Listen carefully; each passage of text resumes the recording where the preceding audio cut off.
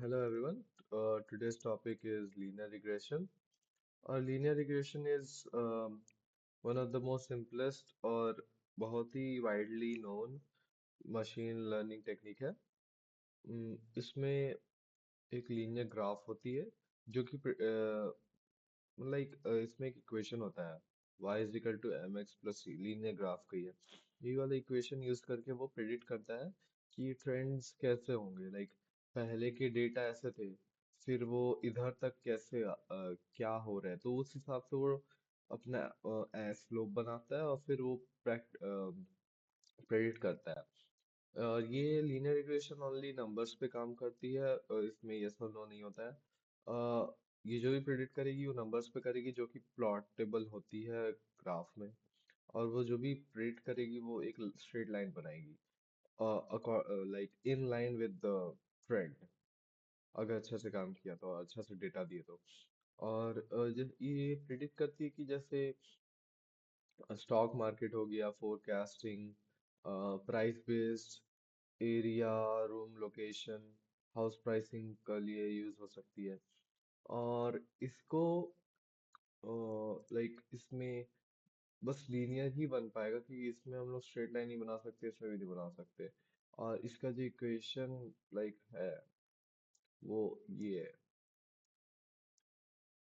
ये Y output हो गया, ये बी इनपुट, ये होता है is the intercept representing the value of y when x is zero. तो एक्स जीरो हो गया और तब ये वैल्यूज दिखाती है। ये इक्वेशन होता है, और ये जो एक्स है ये इनपुट है, इंडिपेंडेंट वेरिएबल। और ये इक्वेशन पे वाई डिपेंड करता है, वाई, हाँ। तो हम्म, इसका हो गया वो। लीनियर रिग्रेशन को हम लोग पाइथन में कैसे इम्प्लीमेंट करके प्रिडिक्ट करना है, उसके लिए हम लोग पहले लाइब्रेरीज वगैरह हैं। numpy, matplotlib, numpy addition subtraction के लिए यूज होती है। जितने भी मैथमेटिकल या फिर न्यूमेरिकल के साथ मैनिपुलेशंस है वो इसमें यूज होती है। मैटप्लॉटलिब और pyplot, sorry, matplotlib use to draw graph और विजुअल रिप्रेजेंटेशन। और उसको हम लोग एज पीएलटी किए हैं और एज एनपी किए हैं। इसका मतलब ये कि जब भी कोड में फंक्शन कॉल करेंगे numpy का, तो उसको हम लोग को numpy या फिर ये पूरा वर्ड नहीं लिखना पड़ेगा। एज पीएलटी बोल दिया तो पीएलटी डॉट फंक्शन जो भी है वो हो जाएगा। और मॉडल जो है वो एसक्यूएल के अंदर जाके लीनियर मॉडल फाइल है, वहां पर इसका फंक्शन लिखा हुआ है, तो लीनियर रिग्रेशन वहां से आ जाएगा। इसको ऐसे पढ़ने से अच्छा कोड करके दिखा देता हूँ तो अच्छा से समझ में आएगा। तो first of all we are going to import libraries, oopsie daisy, from sklearn linear model, import linear regression. Make sure, be careful with the naming scheme, मतलब कुछ जहाँ वर्ड सटे हुए हैं वहाँ दोनों वर्ड्स के फर्स्ट लेटर कैपिटल होंगे, और जहाँ सटे नहीं है वो अंडरस्कोर से डिवाइड सेपरेटेड है, और वो स्मॉल केस वर्ड ही होंगे। ये कैमन केस बोलता है आई थिंक। और ये, हाँ, मॉडल हो गया। अब हम लोग को numpy वगैरह भी करनी है। import numpy as np, या nb लिख सकते हो, कुछ भी कर सकते हो। और फिर import matplotlib pyplot as plt। Majorly सब plt और np एक स्टैंडर्ड हो चुका है, इसलिए और हम लोग ये गूगल कोलैब में कर रहे हैं, बिकॉज ये सब numpy और मैटप्लॉटलिब भी सब इंस्टॉल करना पड़ेगा। तो उससे अच्छा यही कर लेगा, यही करते हैं तो हैसल फ्री एक्सपीरियंस देता है, और इसको ऑटोमेटिकली इंस्टॉल कर देता है। तो बस हम लोग को रन करना है, और वो सब बैकएंड में डाउनलोडिंग, प्रोसेसिंग, वॉटेवर सब कर लेगा। तो सबसे पहले मॉडल आ चुका है और ये सब आ गए। तो मॉडल को दो चीज चाहिए, लाइक कुछ भी एक ऐसे बनाते हैं तो उसके लिए पहले मॉडल चाहिए होता है और एक डेटा सेट चाहिए होता है। डेटा सेट हम लोग के पास है नहीं, मॉडल है। तो डेटा सेट हम लोग रैंडमली जनरेट करने वाले हैं, और रैंडमली जनरेट करेंगे numpy के numpy में एक रैंडम फंक्शन उससे। तो ये सुपरवाइज लर्निंग के अंदर आता है। तो हम लोग को दोनों लाइक एक्स इनपुट भी बनाना पड़ेगा और आउटपुट भी बनाना पड़ेगा, एक्स एंड वाई। तो हम लोग पहले एक्स बनाते हैं। नहीं, n p dot random van 50 to 1, ये रन कर गया। इस लाइन का ये मतलब है कि numpy जो फंक्शन लाइब्रेरी है वहां से रैंडम फंक्शन लाओ, और रैंडम फंक्शन के अंदर एक रैंड करके एक तो फंक्शन है। उसमें दो पैरामीटर्स डालो। वन कितना रेंज, 0 to, इफ वन लिखे मतलब ये जो भी वैल्यूज जनरेट करेगा लिस्ट में वो 1 0 1 इसके अंदर ही रहेगा, ठीक है। लाइक वन तो नहीं, ऐसे नहीं, 0.5 ऐसे भी हो सकता है। और कितने सारे एलिमेंट्स, 50 एलिमेंट्स, ओके। तो लाइक 50s, 0.1 0.2 0.1 0.3 ऐसे 50s एंट्रीज होंगी। और ये इंटू 100 है, इसका मतलब लाइक 0.3 था, उसको 100 से इंटू कर देंगे।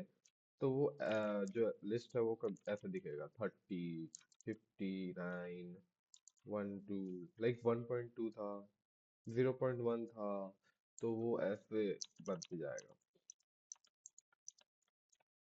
ये हो गया x।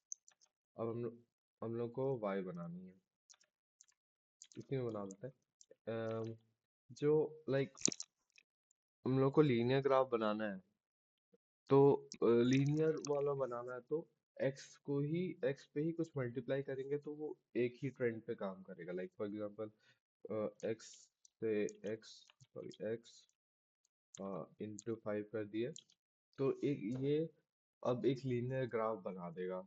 x इतना बढ़ रहा है और ये 5 गुना बढ़ रहा है उसका, तो ये ऐसे बनेगा। अगर ये नहीं करते तो वो y कहीं और x कहीं और कनेक्शन ही नहीं अच्छे से बैठता, कोई भी कुछ भी चल जाते।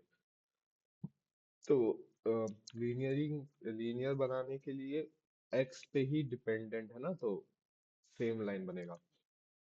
और c हो गया नॉइस, लाइक एक 1 सेकेंड, रैंड 51 और इसका ये जो एक्स्ट्रा मैंने लिखा है वो मैंने यहाँ जीपीटी से पूछा था, तो वो ऐसे एक्सप्लेन किया है। y इज इक्वल टू, ये तो समझ आया क्योंकि increase in x perfect straight line बनाने के लिए, ये पार्ट तो वो ठीक है, एम एक्स प्लस वाला है। ये जो है ये नॉइज है, लाइक इसके ये अगर नहीं डाले, मतलब बस यही रखते, तो वो डेटा जो है इतना परफेक्टली अलाइंड होके जाती। बट वो रियलिटी में वैसा तो नहीं होता ना, हमेशा कुछ ना कुछ ऐसे रैंडमनेस रहती है रियल लाइफ में। तो वो सिमुलेशन, मतलब सिमुलेट करने के लिए हम लोग एक्स्ट्रा थोड़ा सा वेरिएशन ला रहे हैं डेटाज में, कि उतना भी परफेक्टली लाइन लीनियर नहीं है, थोड़े से uncertainty, randomness. Without this noise all points would lie exactly on straight line. मैं एक डेमोन्स्ट्रेट करता हूँ थोड़ी देर में। फिलहाल इतना समझ लो। अब डेटा आ गए, अब मॉडल को इनिशियलाइज करना है। तो मॉडल एक वेरिएबल ला दो, उसमें लीनियर रिग्रेशन, तो ये हो गया, मॉडल बन गया। अब मॉडल मतलब लाइक मॉडल लीनियर रिग्रेशन बन चुका है, लीनियर रिग्रेशन का एक ऑब्जेक्ट बन गया। तो वो मॉडल के अंदर सारे फंक्शंस आ जाएंगे जो लीनियर रिग्रेशन में थे। तो उसमें से एक फिट करके है, फिट से जो भी ट्रेनिंग डेटा है, लाइक डेटा सेट है, अब मॉडल में डालना है तो हम लोग फिट फंक्शन यूज करेंगे। तो वो ट्रेन हो जाएगा। अब ये ट्रेन हो चुका है। अब हम लोग वाई को मतलब लाइक प्रिडिक्ट करेंगे कि कितना अच्छा हुआ है। तो प्रिडिक्ट किए, वाई प्रिडिक्ट वेरिएबल बना दिया मैंने। तो वाई प्रिडिक्ट प्रिंट करते हैं। हाँ, ऐसे ऐसे ऐसे ऐसे पॉइंट्स बनाया है। लेट्स सी कि ठीक से बनाया है कि नहीं। इसको प्रिंट करना जरूरी नहीं था। हम्म, ये बन चुका है। अब हम लोग पीएलटी यूज करके आ, हम्म,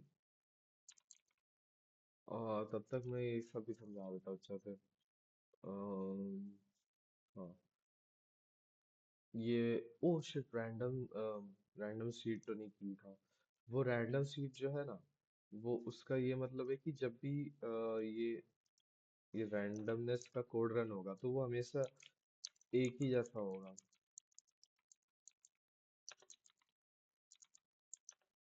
43 रहेगा तो मतलब लाइक हर टाइम उतना ही टाइप का स्लाइस करेगा। अगर ये नहीं रहेगा तो कोड हमेशा कोई कभी इधर कभी इधर कभी इधर जब भी रन होगा। 43 मैंने एक सीड बना दिया तो वो हमेशा इसी ऐसी ही या जैसा भी था वो हमेशा वैसी स्लाइस होगा, रैंडम मतलब रैंडम जनरेट होगा। Thank God. तो consistency is maintained in every system। जैसा मेरे में दिखा रहा वो उसका रैंडम भी वैसे ही काम करेगा अगर मैंने ये लिख के दिया है लाइक 42 या जो वॉट एवर, कंसिस्टेंट रहना है। हाँ, तो जैसे मॉडल को इनिशियलाइज किया उसके बाद फिट फंक्शन यूज करके डेटा उसमें प्रेडिक्ट करने के लिए डाल देंगे। और फिर वाई प्रेडिक्ट में हम लोग एक्स वेरिएबल डालते हैं क्योंकि यही हो रहा है ना। मेन तो देखना है कि एक्स जो इनपुट है उससे कितना अच्छे से परफॉर्म कर पा रहा है। उसके बाद हम लोग अब इसको प्लॉटिंग करना है। प्लॉटिंग करेंगे तो ऐसा दिखाएगा। उसमें हम लोग फिक्स साइज ये सब तो अ,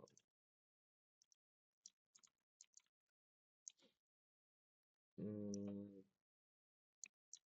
ये फिक्स साइज है। इसका ये मतलब होता है कि लेंथ कितना, विड्थ कितना, वो ग्राफ का जो भी फोटो बनेगा। तो लाइक मैं 58 ऐसे ये करूँगा तो थोड़ा बड़ा बन जाएगा। पीएलटी स्कैटर जो है, स्कैटर फंक्शन, इसका ये मतलब है कि वो जो लाइन नहीं बनेगा, ये डॉट डॉट्स जो भी पॉइंट्स है वो सब पॉइंट्स बनेंगे। कलर भी डालना है। कलर नहीं नहीं, लेबल्ड भी डालना था ना। सेकंड, इसमें नहीं डालना है। Okay, colour blue. और अब पीएलटी बार एक्स यूज करेंगे और वाई प्रिडिक्ट, इसका कलर होगा रेड।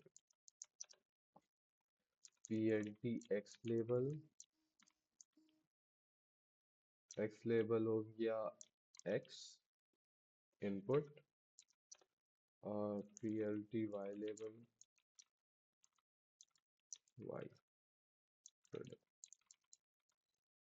पीएलटी टाइटल कि क्या दिखाना चाह रहे, linear regression.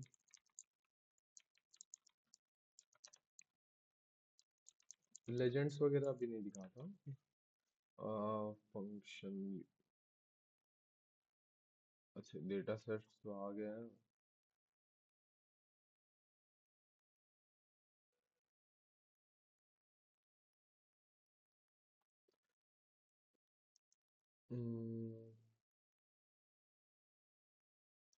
Oh right right, sorry, बार नहीं प्लॉट लिखना होता है। हम्म,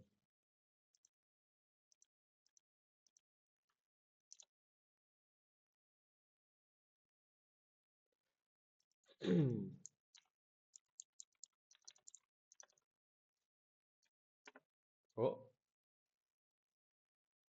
ये कैसे प्रेडिक्ट किया? ओ राइट, सॉरी। तो थोड़ा कम करता हूँ।